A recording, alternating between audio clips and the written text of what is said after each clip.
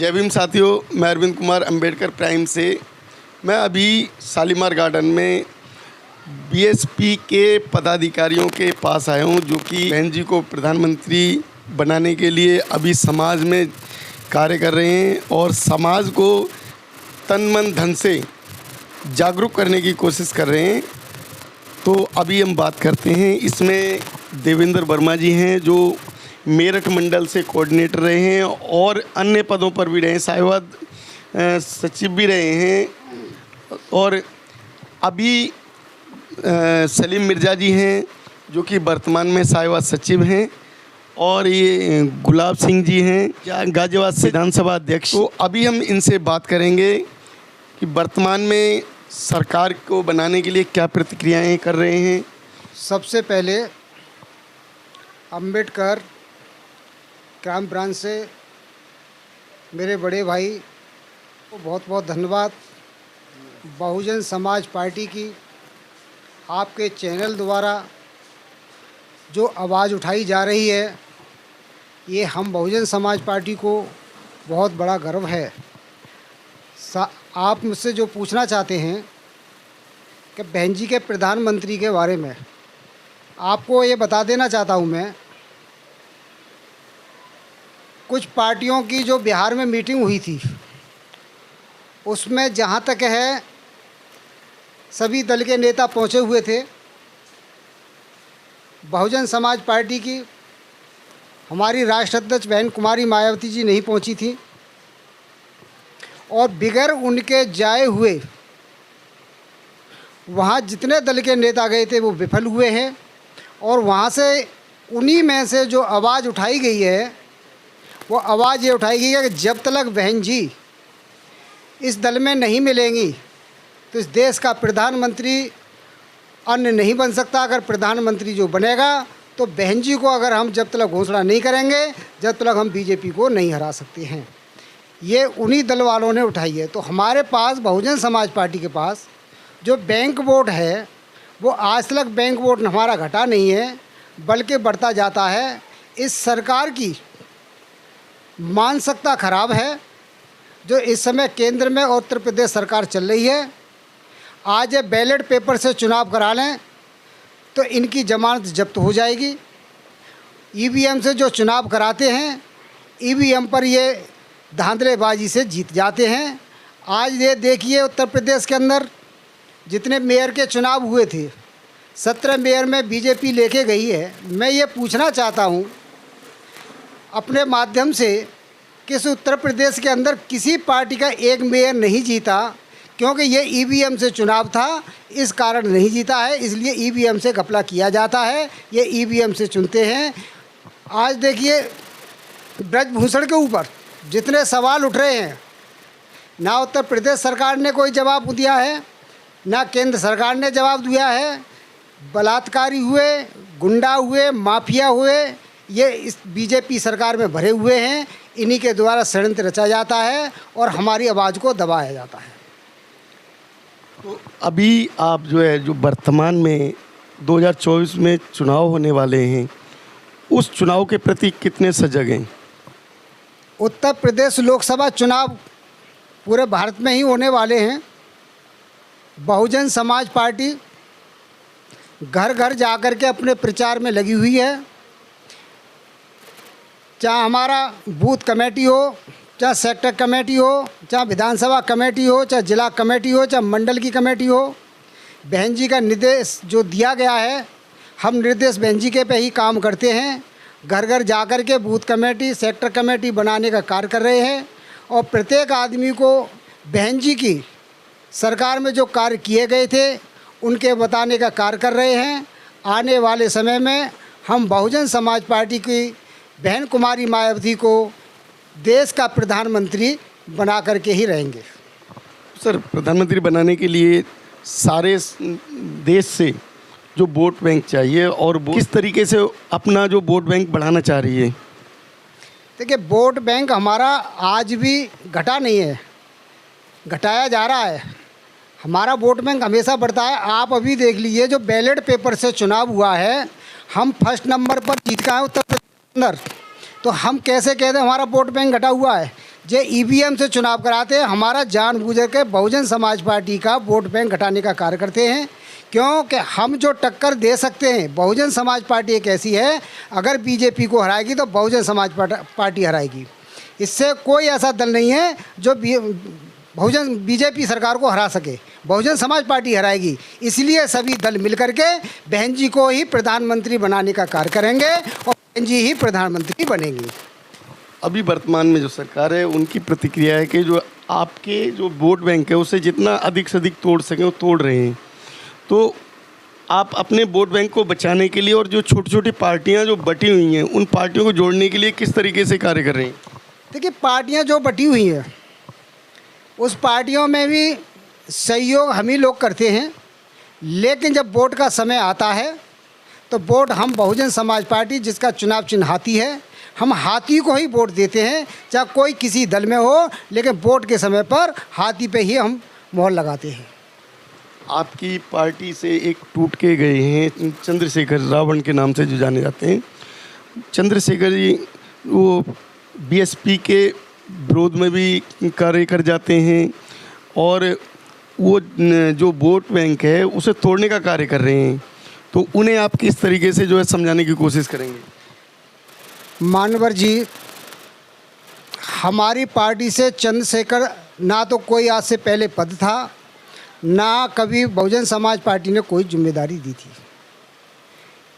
इनका जो अनशन हुआ था दिल्ली के अंदर, बहुजन समाज पार्टी के लोगों ने जाकर के धरना प्रदर्शनी किया था, क्योंकि हमने सभी ने सोचा अपने समाज का व्यक्ति है और अपने समाज के लिए जाना भी चाहिए। हम लोग गए, जब उन्होंने अपना दल अलग बनाया, हम उनकी मानसिकता को समझ गए थे कि बीजेपी के षड्यंत्र रचते हुए ये अपना दल जो बना रहे हैं, बहुजन समाज पार्टी का वोट काटने के लिए बना रहे हैं। लेकिन बहुजन समाज पार्टी का जब जब चुनाव हुआ है एक वोट नहीं काट पाए हैं। अन्य दल के इनके साथ वोट मिल सकते हैं, लेकिन बहुजन समाज पार्टी का कैडर वोट कभी नहीं कटता है और ना कटेगा। बहुजन समाज पार्टी के हित में ही वो पड़ेगा। अच्छा, बहुजन सेना और भीम आर्मी जो ये अलग अलग जो काम कर रहे हैं, तो इन्हें आप क्या बताना चाहेंगे? देखिए, भीम आर्मी एक अलग चीज़ है, आपको बता दूं मैं। भीम आर्मी में अभी एक व्यक्ति ने जो जाति सूचक शब्द पर जो जवाब बोला है, मेरा मानना तो यह है कि किसी को टारगेट इस तरह से एक धर्म पर और समाज पर नहीं बनाया जाए। लड़ाई हमारी व्यक्तिगत होती है, लड़ाई हमारी राजनीतिक होती है, लेकिन हम किसी जातिवाद पर, धर्म पर कभी लड़ाई नहीं लड़ती है बहुजन समाज पार्टी। बहुजन समाज पार्टी का एक नारा पहले से दिया हुआ, सर्वजन हिताय सर्वजन सुखाय। हमारी पार्टी में हर समाज का, हर धर्म का हमारी पार्टी में हैं लोग। हम कभी इस तरह की भाषा नहीं देते हैं। जो भीम आर्मी के लोग हैं, ये जो भाषा बोल रहे हैं, ये इसलिए बोल रहे हैं कि बहुजन समाज पार्टी का एक नुकसान करने के लिए, क्योंकि उसी समाज के हम हैं, उसी समाज के वो लोग हैं, लेकिन उनकी मानसिकता और हमारी मानसिकता में काफ़ी अंतर है। हम उनकी मानसिकता को, अपनी मानसिकता कभी नहीं बदल सकते हैं। हमारी जो मानसिकता बहुजन समाज पार्टी की है, उनकी जो मानसिकता है, भीम आर्मी की जो मानसिकता है, उस भीम आर्मी में जो लोग हैं हमेशा षड्यंत्र रचते हैं दंगा कराने का। हम कभी दंगा नहीं कराती है बहुजन समाज पार्टी। कभी धरना प्रदर्शन हम इस तरह से नहीं करते हैं। हम कभी मुकदमा अपने लोगों पे नहीं लिखवाते। हमारा जो है संविधान, जो बाबा साहब ने जो दिया है, कानून तौर पर हम लड़ाई लड़ते हैं। हम कानून से ही लड़ाई जीते, हमेशा जीते आए हैं। तो बहुजन समाज पार्टी के होते हुए ये दल कितने भी बना लें, लेकिन ये दल कभी कामयाब नहीं होंगे जब तक बहुजन समाज पार्टी है। बहुजन समाज पार्टी की बहन कुमारी मायावती जी को हमेशा ही यहाँ के लोग प्रधानमंत्री बनाने का कार्य करेंगे। जब तक बहन जी को नहीं बना लेंगे, हम लोग घर में नहीं घुसेंगे। हम लोग जब तक प्रतिज्ञा कर रखी है, अब हमने बहुत देखा है, ये प्रतिज्ञा हमारी है कि बहन जी को प्रधानमंत्री बनाना है। हम नहीं बना रहे, अन्य दल के लोग भी समर्थन करेंगे, हर समाज का भी समर्थन करेंगे, हर धर्म के लोग भी समर्थन करेंगे। आज देखिए, मोमडन भाइयों के ऊपर बता देता हूँ मैं। समाजवादी पार्टी में मोमडन भाई इतने जुड़े हुए थे, समाजवादी पार्टी में उन्होंने 100% वोट दिया। 100% वोट देने के बाद में भी समाजवादी पार्टी के यादवों ने बीजेपी को ट्रांसफ़र वोट कर दिया उन्होंने, हमारा वोट फिर भी एक भी ट्रांसफ़र नहीं हुआ, क्योंकि हमारी फिर भी 10 सांसद जीत के आए थे, उनके साथ 3 और 5 सांसद जीत के आए थे। वो अपने गढ़ में ही हारे हैं। जब वो अपने गढ़ में आ रहे हैं तो उनका वोट बैंक कहाँ गया? इसलिए मैं आपको बता देना चाहता हूँ कि हमारा वोट बैंक है, जहाँ है आज भी है और हमेशा वहीं रहेगा, बहुजन समाज पार्टी के लिए रहेगा। अभी भीम आर्मी जो चीफ कहें तो या पार्टी प्रमुख कहें चंद्रशेखर भी अभी एक हमला हुआ है, उस हमले को एक जातिवादी व्यवस्था की वजह से हुआ है या एक अभी इलेक्शन जो आने वाले हैं 2024 में, उस प्रतिक्रिया से देखते हुए आप क्या कहना चाह रहे हैं? देखिए ऐसा है, ये तो वही लोग जाने जिन्होंने हमला किया है, किस उद्देश्य से किया था, इसमें हम ज़्यादा सवाल नहीं उठाएंगे। लेकिन हम इतना बता देना चाहते हैं, आज भीम आर्मी के लोगों को काफ़ी इंतज़ार ये करना पड़ा कि बहन जी कब ट्वीट करें। पहले तो ये लोग कहते थे कि बहन जी सिर्फ ट्वीट ही करती है, आज उनको ये एहसास हो गया कि ट्वीट के अंदर कितनी बड़ी ताकत होती है, वो भी बहन जी के ट्वीट के लिए। लेकिन आज आपको बता देता हूँ, हमने हमेशा लड़ाई लड़ी है, बहुजन समाज पार्टी ने लड़ाई लड़ी है, चाहे वो दलित समाज से हो, चाहे मुस्लिम समाज से हो, चाहे प्रकाशित लोग हों, हमने हमेशा लड़ाई लड़ी है। लेकिन भीम आर्मी के लोग हैं जिसमें गोली जिन्होंने किस उद्देश्य से मारी थी ये तो वही लोग जाने। लेकिन इतना मैं बता देना चाहता हूँ, इसमें भी कोई ना कोई षड्यंत्र है। ये समझ में नहीं आ रहा कि आज तक वो क्यों नहीं पकड़े गए हैं, उत्तर प्रदेश सरकार ने क्यों नहीं जवाब उठाया है, कौन इसमें मारने वाले लोग हैं, क्यों नहीं आजकल पत्रकारों ने अपनी डिबेट की।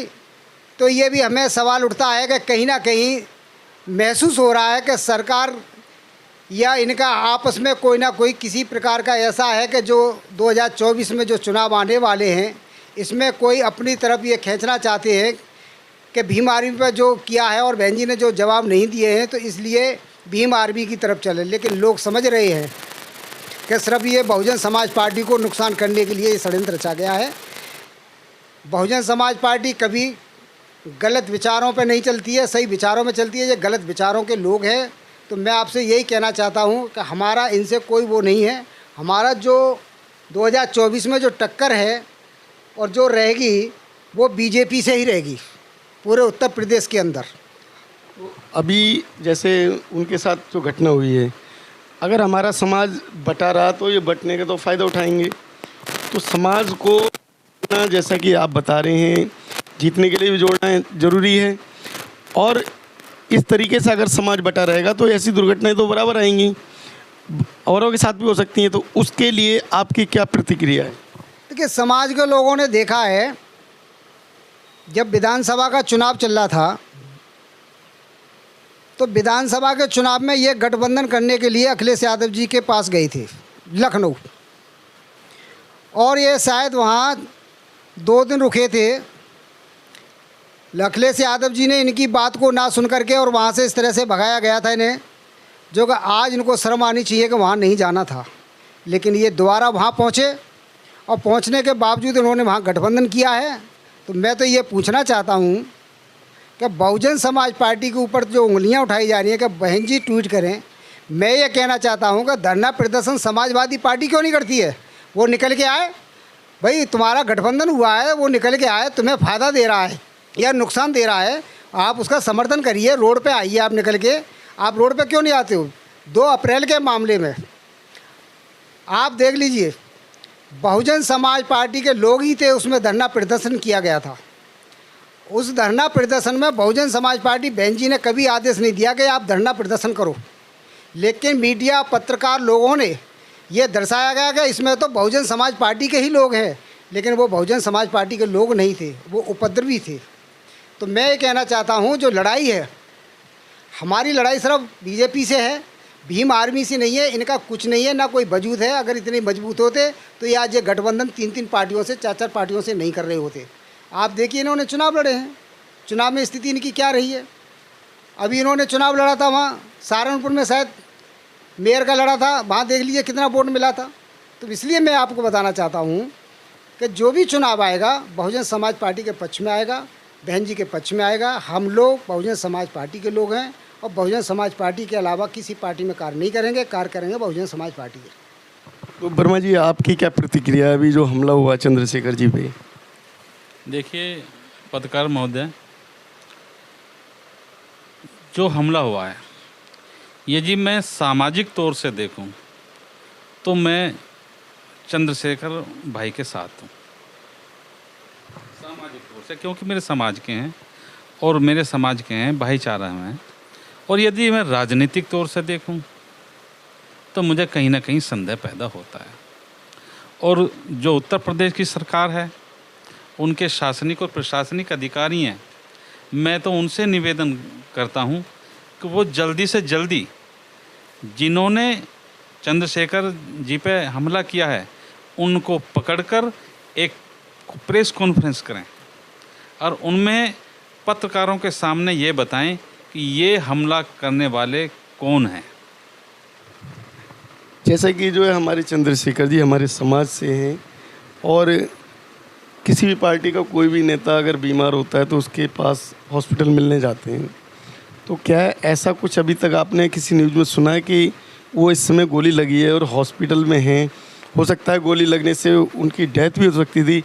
तो अखिलेश जी या जनता दल के जो भी नेता हैं या कांग्रेस के जैसे सोनिया जी वगैरह ये या राहुल जी वगैरह, उनसे मिलने के लिए, जैसे ये पहले भी गए हैं जब भी बीमार हुए थे, तो उनसे मिलने के लिए कोई आया है? आपने सुना है? पत्रकार महोदय जी, जब तक चंद्रशेखर जी ने जब भीम आर्मी बनाई, समाज को जोड़ा, तो पूरा समाज भीम आर्मी के रूप में भाई के साथ था। लेकिन उन्होंने फिर पार्टी बना दी। जो दूसरी पार्टी हैं, जिन पार्टियों का आज आप नाम ले रहे हैं, इन्होंने नहीं बनाई थी पार्टी, इन्होंने प्रोडक्ट बना के भेजा था। किस लिए? क्योंकि बहुजन समाज पार्टी इस देश में बहुत तेज़ी से उभर रही थी और सब लोग, चाहे वो कांग्रेस हो, चाहे वो बीजेपी हो, चाहे वो सपा हो या कोई भी हो, आज वो किसी से परेशान नहीं है, वो बसपा से परेशान है। बसपा को रोकने के लिए चंद्रशेखर आज़ाद को उन्होंने पार्टी बनाकर भेजा। और अभी एक दिन आपने पहले भी मेरा जो है ना इंटरव्यू लिया था, मैंने तब भी बताया था कि निगम के इलेक्शन में चंद्रशेखर ने सपा से और लोकदल से गठबंधन किया और ये सब जगह शोर मचाते थे कि मैं मान्यवर काशीराम के साहब के मिशन को आगे लेकर चल रहा हूँ। चंद्रशेखर जी ये सबके सामने कहते थे। लेकिन जैसे ही गठबंधन हुआ तो उन्होंने, लोकदल और सपा ने, अपने बैनर पे मान्यवर काशीराम साहब का फोटो भी नहीं लगने दिया। एक सेकंड, ये चंद्रशेखर को सबक से मैं बताना चाहता हूँ कि ऐसे लोगों से उसी दिन अपना समझौता तोड़ देते और उस दिन कह देते मैं तो बहन जी के साथ जा रहा हूँ। क्योंकि आज जब इन पर हमला हुआ है तो भाई क्यों नहीं जो है अखिलेश जी धरना प्रदर्शन कर रहे, क्यों नहीं कांग्रेस धरना प्रदर्शन कर रही, क्यों नहीं और कोई भी जो इनके साथ में बोल रहा, जिनको ये हितैषी समझते थे और जिनका ये विरोध करते पब्लिक में, जो कहते थे कि मायावती तो बंगले में बैठती है, बंगले में बैठ के ट्विटर करती हैं, आज ये कह रहे हैं कि मेरे लिए एक ट्वीट भी नहीं आया। क्यों भाई? ट्वीट में तो उनके में कोई, आपकी नज़रों में तो ताकत ही नहीं है। जब आपकी नज़रों में उनके ट्वीट की कोई ताकत नहीं है तो फिर ये क्यों कह रही हो कि उनका कोई वो नहीं आया? काश आप बसपा में होते तो आज ही सबको दिखा देते कि हमलावरों को उनके घर में से निकाल लाते हम लोग। जिस तरह माननीय बहन जी के खिलाफ कुछ दिन पहले जब सपा की गवर्नमेंट बनी थी तो लखनऊ में जो एक तस्वीर को क्षतिग्रस्त कर दी थी, केवल 2 घंटे का समय दिया था कि 2 घंटे के अंदर यदि तस्वीर नहीं लगी तो पूरा समाज रोड पर उतर जाएगा। 2 घंटे नहीं हुए थे, तस्वीर लग गई थी।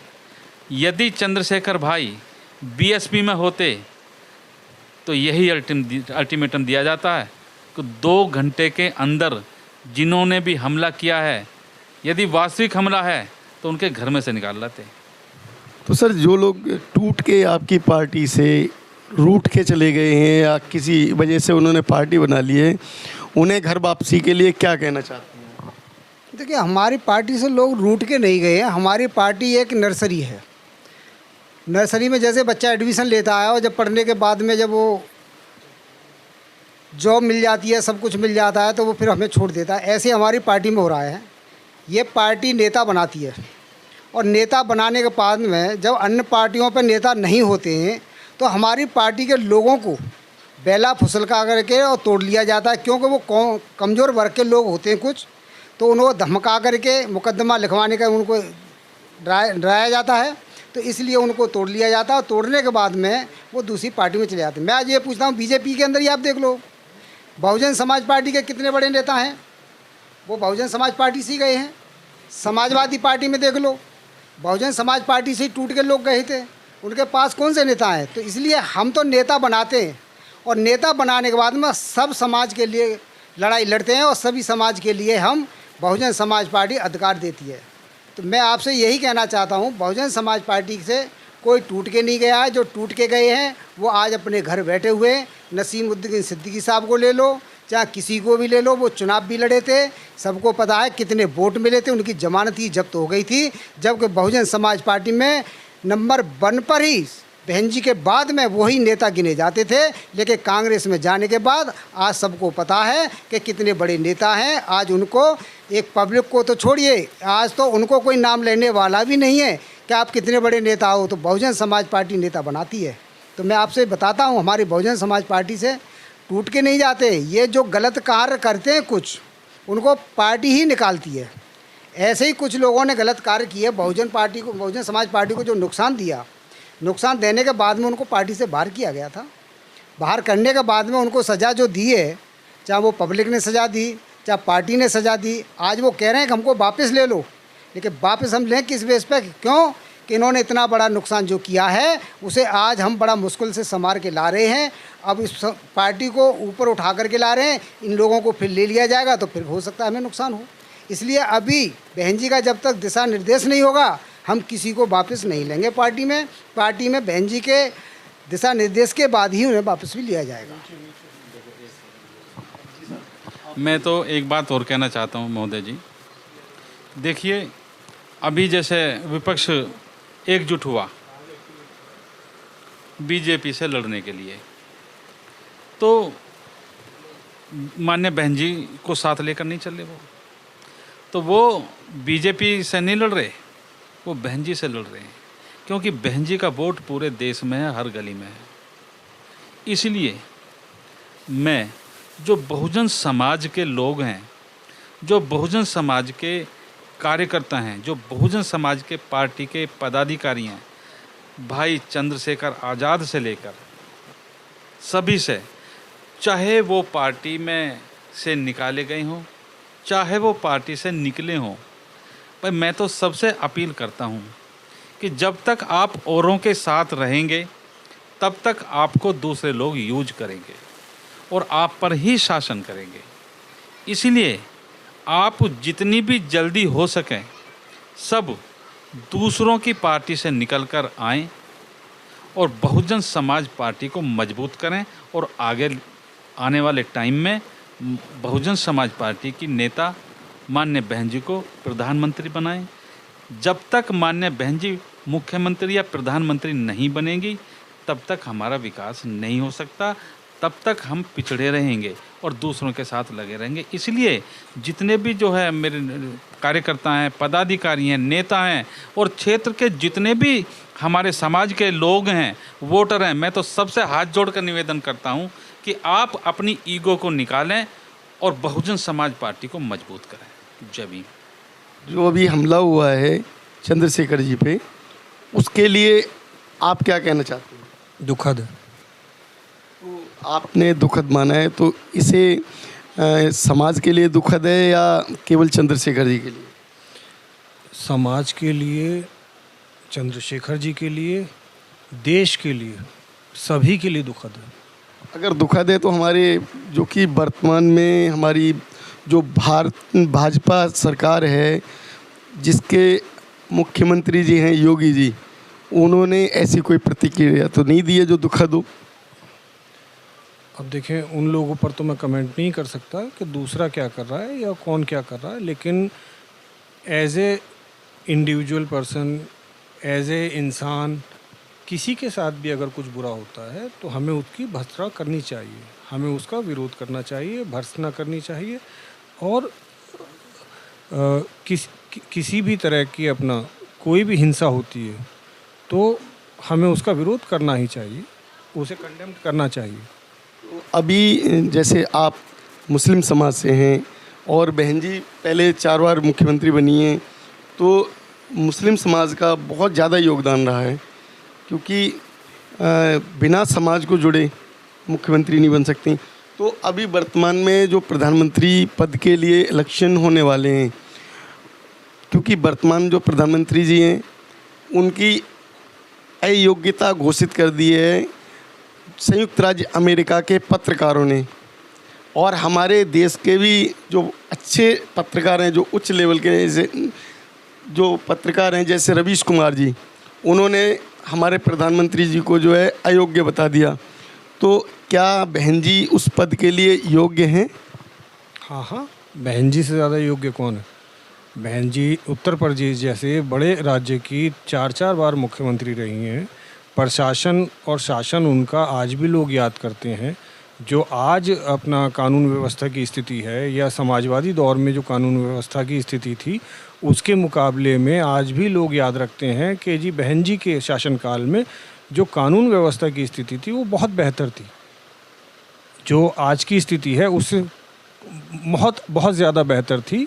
ये लोगों को सबको पता है। वो तो जो NCRB का जो डेटा होता है वो अपने आप बोलता है कि भाई कितने अपराध कहाँ हुए, किस काल में, किस ईयर में, किस राज्य में, पूरा अपना ऑर्गेनाइज तरीके से डेटा रखा जाता है। आप जाके NCRB की साइट पर जाके देखें कि उस 2007 से लेके 12 तक कितने अपराध हुए और 12 के बाद अब तक 23 तक क्या हालत है। ये तो आप कंपेयर कर सकते हैं। जो पढ़े लिखे अपना दर्शक हैं या हमारे साथी हैं, वो सब जाके खुद चेक कर सकते हैं कि उन 5 साल में क्या हालत थी अपराधों की और आज क्या हालत है अपराधों की। तो अभी आप जो है अपने समाज को, अगर जो है वर्तमान प्रधानमंत्री से खुश नहीं है, तो अपने समाज को बसपा में जोड़कर एक नया प्रधानमंत्री नियुक्त करना, और वो भी ऐसे प्रधानमंत्री को जो आज तक इस भारत में दलित प्रधानमंत्री के पद पर नहीं बैठे हुए हैं, तो दलित प्रधानमंत्री के रूप में बहन जी को बिठाकर एक प्रधानमंत्री का पद देना, और अपने समाज को क्या आदेश करना चाहते हैं या किस तरीके से उन्हें समझाना चाह रहे हैं? मैं आदेश करने वाला कौन होता हूँ? मैं तो सिर्फ सलाह ही दे सकता हूँ कि पहले बहुजन मूवमेंट को समझें। और हम जिन लोगों से भी हमारी बात होती है वो उनसे यही कहा जाता है या यही समझाने की कोशिश होती है कि पहले बहुजन मूवमेंट को समझें और उसके बाद उसके साथ जुड़ें। अगर आप बहुजन मूवमेंट के अपना बारीकी से स्टडी करेंगे, बाबा साहब भीमराव अंबेडकर से लेके और मान्यवर कांशीराम तक, तो उसके बाद लोगों की समझ में आएगा कि क्यों ज़रूरी है बहुजन मूवमेंट, क्यों ज़रूरी है या अम्बेडकराइट मूवमेंट क्यों ज़रूरी है। जो हमारे पूरे देश के जो वंचित शोषित लोग हैं उनके लिए इसके अलावा और कोई रास्ता नहीं है। मुसलमानों में दिक्कत ये है कि एक तो एजुकेशन लेवल हमारे यहाँ बहुत ज़्यादा नहीं है। अब पढ़ा रहे हैं, अब तो 100% लोग अपने बच्चों को पढ़ा रहे हैं, लेकिन पहली दूसरी पीढ़ी चल रही है अभी जो अपने बच्चों को अपना हम लोग पढ़ा पा रहे हैं। अब वो गवर्नमेंट की पॉलिसी भी है, राइट टू एजुकेशन एक्ट और 10 तरह की सहूलियतें, जिनकी वजह से लोग अब 100% अपने बच्चों को पढ़ा रहे हैं। सिर्फ मुस्लिम समाज के नहीं, SC समाज के, OBC समाज के सभी लोग अपने बच्चों को पढ़ाने की तरफ लेके जा रहे हैं। और जब तक देखें अम्बेडकर मूवमेंट को या मान्यवर कांशीराम जी के और बहन जी के मूवमेंट को हम तब तक नहीं समझ सकते या समझा सकते जब तक लोग पढ़े लिखे ना हो।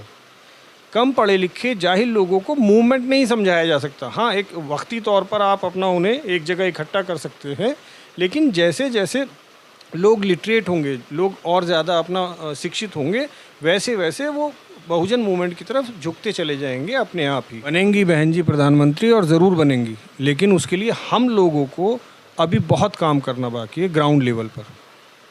किस तरीके से काम चल रहा है? संगठन लेवल पर और लोगों को जोड़ने के लिए ज़्यादा से ज़्यादा लोग हमारे साथ जुड़ें और संगठन को और मजबूत करने के लिए हमें अभी बहुत काम करना है संगठन के लोगों को। बहन जी ने जो करना था, मान्यवर ने जो करना था वो कर दिया, एक इतना बड़ा संगठन पैदा कर दिया। अब उसे नीचे ग्राउंड लेवल पे ज़मीनी स्तर पर चलाना, उसे बढ़ाने की जिम्मेदारी हमारे जैसे छोटे कार्यकर्ताओं की है। जितना पढ़ेंगे, जितना जानेंगे, उतना ही ज़्यादा दिल से वो जुड़ेंगे। आप अभी जो वर्तमान में, जैसे कि आप 3 लोग बैठे हैं, तीनों लोगों ने जो है अपनी अपनी प्रतिक्रियाएं बताई हैं, तो उस प्रतिक्रिया के माध्यम से एकजुटता के लिए किस तरीके से कार्य करने चाहिए और छोटी छोटी पार्टियों को कैसे इकट्ठा कर सकते हैं?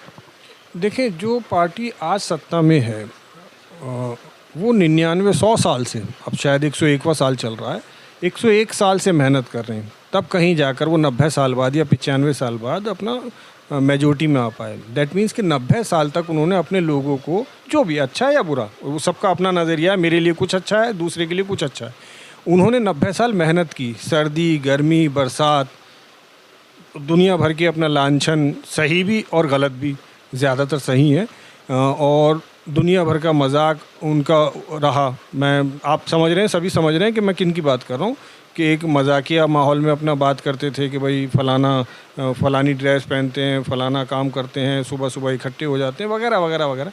वो, लेकिन आप उनकी डेडिकेशन को नहीं देख रहे, आप उनकी मेहनत को नहीं देख रहे कि 90 साल अच्छे काम कर रहे हैं वो या बुरे, लेकिन मेहनत कर रहे हैं 90 साल से 100 साल से। हमारे मूवमेंट को भाई बाबा साहब के बाद वो मूवमेंट ख़त्म हो गया था। 1956 में जब बाबा साहब का देहांत हुआ तो वो मूवमेंट बहुत ना के बराबर लोगों को जानकारी थी, बहुजन मूवमेंट नाम की भी कोई चीज़ है या नहीं है। ये तो मान्यवर कांशीराम और बहन जी जैसे लोगों ने आकर इस मूवमेंट को दोबारा ज़िंदा किया। जो बाबा साहब की अपनी पार्टी थी, RPI, Republican party of India, क्या हालत है वहाँ महाराष्ट्र में उस पार्टी की? 1 MP से ज़्यादा नहीं आते कभी भी, 1 या 2 MP से ज़्यादा कभी नहीं, ना कोई उन्होंने गठबंधन में 1-2 सीट से ज़्यादा देता। ये तो दोबारा से जो 84 के बाद, 85 के बाद मान्यवर और बहन जी ने जो मूवमेंट को ज़िंदा किया, मरे हुए मूवमेंट को ज़िंदा किया, और मैं 85 से ही मानूंगा कि 85 से अभी 2023 चल रहा है, अभी 30-35 साल हुए हम लोगों को। हमें अभी बहुत मेहनत करनी है, एक जनरेशन इसी काम में खप जाएगी, तब कहीं जाके नेक्स्ट जनरेशन समझ पाएगी। हम लोग सारे के सारे ज़्यादा विचलित रहते हैं, बहुत जल्दबाजी में है कि कल ही प्रधानमंत्री बन जाएं, लेकिन उसके लिए मेहनत कितनी ज़्यादा करनी है हम वो नहीं समझ रहे हैं कि कितनी ज़्यादा मेहनत की ज़रूरत है, कितना ज़्यादा संयम की ज़रूरत है, कितना ज़्यादा संगठित होने की ज़रूरत है, कितना ज़्यादा ट्रेंड होने की ज़रूरत है। वो गांधी जी ने जो अपने लोगों को चरखा कतवाया बिठाकर, वो असल में पेशेंस लाने की बात थी, लोगों में संयम लाने की बात थी कि सब्र करना सीखें लोग, और उसका फल मिला भाई। तैयार उन्हें अपना कैडर मिल गया कांग्रेस को, और वो 70 साल तक, 65 साल तक अपना सत्ता में रहे, सिर्फ उस चरखा काटने की वजह से। और भी बहुत सारे काम हो रहे थे, आज़ादी के मूवमेंट में जुड़े हुए थे या बहुत सारे काम कर रहे थे, लेकिन जो संयम, जो सब्र, जो एक डिसिप्लिन होना चाहिए, वो 1-2 दिन में नहीं आता, वो एक पूरी जनरेशन खपती है उसमें। गुलाब सिंह जी, अब ये एक निष्कर्ष रूप से बहन जी को अगर प्रधानमंत्री बनाना है तो सर्व समाज को आप एक संदेश दें, जिससे कि जो है सर्व समाज एकजुट होकर वोट डाले, जिससे कि जो है बहन जी एक प्रधानमंत्री के रूप में आएँ और वो समाज के लिए वही कार्य करें जो मुख्यमंत्री बनने पे उन्होंने उत्तर प्रदेश में किए। क्योंकि आज जो है सत्ता शासन जो मांग कर रहा है वो बहन जी की मांग कर रहा है। देखिए, इससे भारत के अंदर बहुजन समाज पार्टी सब समाज के लोगों से अपील करती है कि 2024 में जो लोकसभा का चुनाव होगा, लोकसभा के चुनाव पर बहुजन समाज पार्टी को वोट दें। इस भारत के अंदर डॉक्टर BR अम्बेडकर जी ने जो संविधान भारत के लिए जो दिया था, आज उस संविधान को मेरे हिसाब से 20% अभी ये यूज नहीं कर पाए हैं। जिस दिन बहुजन समाज पार्टी बहन कुमारी मायावती जी इस देश की प्रधानमंत्री बनेंगी तो इनको ये करके दिखा देंगी कि इस देश का संविधान कितना मजबूत होता है, इस देश के संविधान से कैसे सुरक्षा दी जाती है, इस देश के संविधान से कैसे रोजगार दिया जाता है, इस देश के संविधान से कैसे कैसे रास्ता खोले जाते हैं। तो ये बहुजन समाज पार्टी ही सिर्फ दे सकती है। क्यों? ये कुछ लोग बहुजन समाज पार्टी की जो मांग थी, जो आपने देखा होगा कि धरना प्रदर्शन चल रहे थे तो काशीराम साहब ने कहा था कि हमें तो मंडल कमीशन की जो रिपोर्ट दो, और आज तक वो मंडल कमीशन लागू इन्होंने नहीं किया है। अगर ये मंडल कमीशन लागू कर देते तो इस देश के अंदर इतना रोज़गार पैदा हो जाता, चाहे वो ओबीसी समाज से होते, चाहे किसी समाज से होते, किसी धर्म के लोग होते। तो इसलिए ये अभी संविधान को लागू नहीं कर रहे हैं, पूरी तरह से संविधान में छिपाए हुए बैठे हैं। हम जब तक संविधान के बनाने वालों को चाबी देश की नहीं मिल जाएगी, जब तक इनको ये नहीं मालूम पड़ेगा कि संविधान में है क्या चीज़। तो जैसा कि अभी आप लोगों ने तीनों ही पदाधिकारियों की प्रतिक्रियाएं जानी, और आप लोग भी जानते हैं कि संवैधानिक प्रतिक्रिया क्या है, और जो वर्तमान प्रधानमंत्री जी हैं उन्होंने संविधान की किस तरीके से धज्जियाँ उड़ाई हैं। उन धज्जियों के उड़ाने की वजह से हमें शर्मसार होना पड़ा है विदेशों में भी। अभी जैसा कि जो है अमेरिका ने, जो वहाँ के पत्रकारों ने जो प्रतिक्रियाएं दी हैं, तो मैं तो यही कहना चाहूँगा, जैसा कि इन जो है जो समाज के लिए कार्य कर रहे हैं, जो बताया कि एकजुटता में शक्ति है, और अगर आपको प्रधानमंत्री नया चाहिए और शिक्षित प्रधानमंत्री चाहिए जिस पर अभी तक कोई शिक्षा में कोई दाग नहीं आया, उनके शासनकाल में कोई दाग नहीं आया, तो ऐसे व्यक्ति को प्रधानमंत्री बनाएं और एकजुट होकर बीएसपी को वोट दें। धन्यवाद। नमोदय। जय भीम।